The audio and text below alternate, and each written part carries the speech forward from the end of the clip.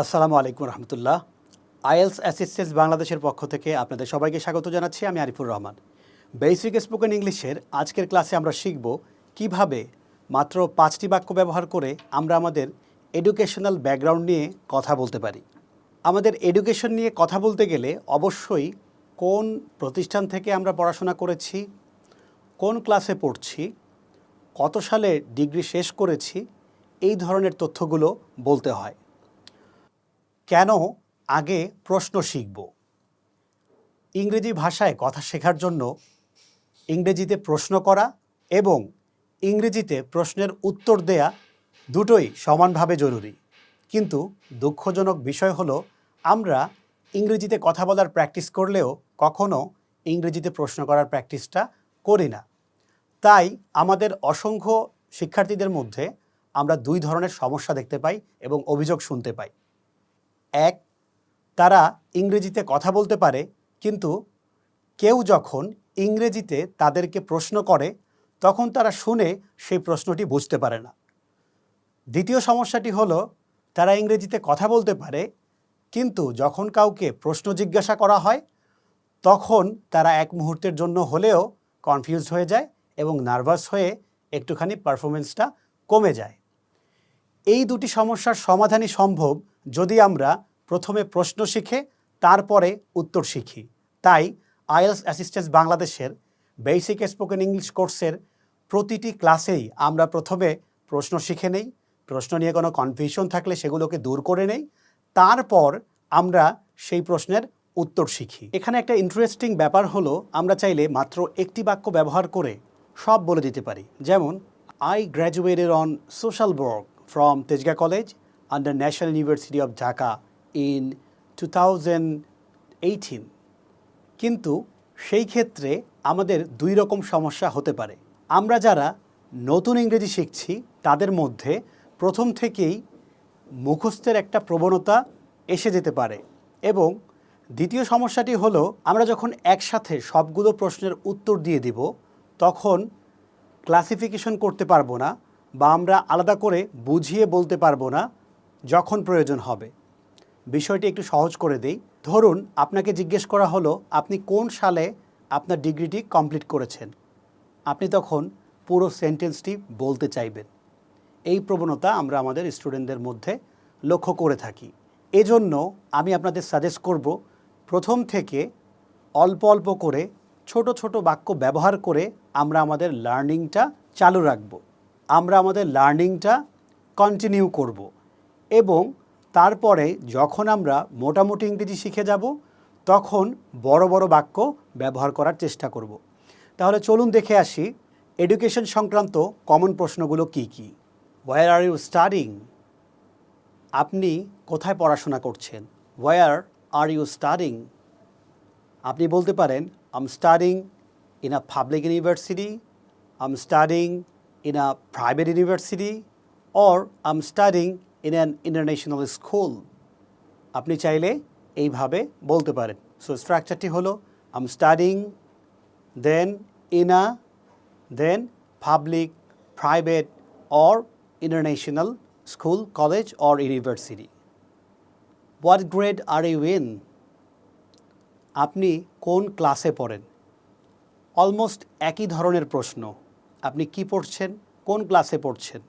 আপনি চাইলে বলতে পারেন I'm doing my bachelor in accounting, I'm doing my masters in accounting, I'm doing my BSc in engineering। এরকমভাবে I am doing my, তারপরে আপনার ডিগ্রির নাম, I'm doing my bachelor, masters, engineering, এই ধরনের ডিগ্রি নামগুলো আপনি উল্লেখ করে দিতে পারেন। আমাদের বেসিক স্পোকেন ইংলিশ কোর্সের প্রতিটি ক্লাসই একেবারে সহজ বাংলায় উপস্থাপন করা হয়েছে, যেন স্কুল, কলেজ, মাদ্রাসা এবং ইউনিভার্সিটির শিক্ষার্থীরা সহ সকল পেশাজীবী মানুষও খুব সহজেই বুঝতে পারেন। তাই আপনি যদি ইংরেজিতে খুবই দুর্বল হয়ে থাকেন, কিন্তু আস্তে আস্তে একটু একটু করে ইংরেজি কথাটা শুরু করতে চান, তাহলে আমাদের ক্লাসগুলো অবশ্যই আপনার জন্য। কারণ আমাদের ক্লাসগুলি শুরু থেকে শেষ পর্যন্ত সম্পূর্ণ বাংলায়। ক্লাসে ব্যবহার করা প্রতিটি শব্দের অর্থ ক্লাসেই পেয়ে যাবেন, আলাদা করে খুঁজতে হবে না। এবং ক্লাসগুলি দীর্ঘ নয়, মাত্র 5 থেকে 7টি বাক্য প্রতিটি ক্লাসে শেখানো হয়। সংক্ষেপে বললে একটি বেসিক স্পোকেন ইংলিশ ক্লাসের পরে সেই ক্লাস নিয়ে আপনাদের আর কোনো কনফিউশন থাকবে না ইনশাআল্লাহ। আমাদের পরের প্রশ্নটি হলো, where did you graduate from?